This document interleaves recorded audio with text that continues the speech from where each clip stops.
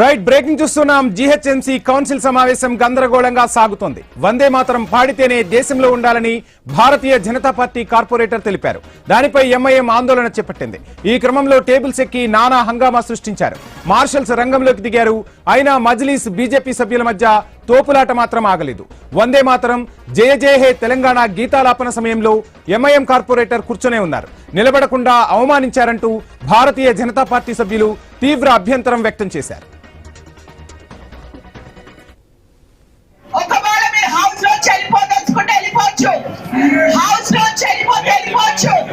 You cannot stand on the tables. Shravan.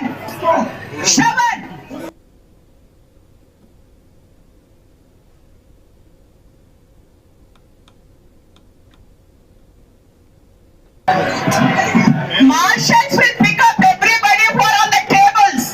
Marshals will pick up everybody who are on the tables. ఒకవేళ మీరు house లో చెల్లిపోదలుచుకుంటే వెళ్ళిపోవచ్చు. House లో చెల్లిపోతే వెళ్ళిపోవచ్చు. Right, GHMC council లో రచ్చ సాగుతోంది. జీహెచ్ఎంసీ కౌన్సిల్ సమావేశం గందరగోళంగా సాగుతున్న పరిస్థితులు మనం ఐ న్యూస్ స్క్రీన్ పై చూస్తున్నాం. వందే మాతరం పాడితేనే దేశంలో ఉండాలని భారతీయ జనతా పార్టీ కార్పొరేటర్ స్పష్టం చేశారు. దానిపై ఎంఐఎం తీవ్ర అభ్యంతరం వ్యక్తం చేస్తూ ఆందోళన చేపట్టింది. ఈ క్రమంలో టేబుల్స్ ఎక్కి నానా హంగామా సృష్టించారు. మార్షల్స్ రంగంలోకి దిగారు. అయినా మజ్లీస్ భారతీయ జనతా పార్టీ సభ్యుల మధ్య ఎక్కడా కూడా సయోధ్య కుదరలేదు. తోపులాట చోటు చేసుకుంటున్న పరిస్థితులు కనిపిస్తున్నాయి. వందే మాతరం జయ జయ హే తెలంగాణ గీతాలాపన సమయంలో ఎంఐఎం కార్పొరేటర్ కూర్చొని ఉన్నాడు. ఇదే ఈ వివాదానికి కారణమైంది. గీతాలాపన సమయంలో నిలబడకుండా అవమానించారంటూ భారతీయ జనతా పార్టీ సభ్యులు తీవ్ర అభ్యంతరం వ్యక్తం చేస్తున్న పరిస్థితి. ఇక ప్రస్తుతం జీహెచ్ఎంసీలో ఉన్న పరిస్థితులు మనకు అందించేందుకు ప్రవీణ్ జాయిన్ అవుతున్నారు. ప్రవీణ్, చూస్తున్నాం మొత్తంగా వందే మాతరం అదేవిధంగా జయ జయ హే తెలంగాణ గీతాలాపన సమయంలో ఎంఐఎం కార్పొరేటర్ కూర్చున్నట్లుగా కనిపిస్తోంది.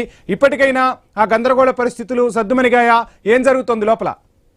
ఎస్ వంశీ, మనం చూసుకుంటే గనక అయితే అనుకున్నట్టుగానే ఉదయం 10:30 ప్రారంభమైనటువంటి జిహెచ్ఎంసీ కౌన్సిల్ లో మొత్తం కూడా అయితే 150 సంవత్సరాలు పూర్తి చేసుకుని వందే మాత్రం కంప్లీట్ అయి 150 సంవత్సరాలు పూర్తి చేసుకుని మొత్తం దేశవ్యాప్తంగా అయితే దాన్ని ఆలపించాలని ఉన్న నేపథ్యంలో ఈ రోజు బీజేపీకి చెందినటువంటి కౌన్సిలర్తో పాటు ఎంపీ రఘునందన్ కూడా అయితే ఈ యొక్క కౌన్సిల్లో వందే మాత్ర గీత ఆలాపన జరగాలి అంటూ కూడా అయితే జాతీయ జెండాలు పట్టుకొని మొత్తం కూడా అక్కడ నిరసన తెలిపిన నేపథ్యంలో అయితే దీనికి అనుమతిస్తూ మొత్తం కూడా జాతీయ గీతంతో పాటు అదే వందే మాత్ర గీతంతో పాటు అదే విధంగా జయ జయ హే తెలంగాణ రాష్ట్ర గీతం అయినటువంటి జయ జయ తెలంగాణ రెండు కూడా ఆలపించాలనే నేపథ్యంలో ఇటు బీఆర్ఎస్ ఇటు ఎంఐఎం కౌన్సిల్ల మధ్య తీవ్ర వాగ్వాదం ఏర్పడింది.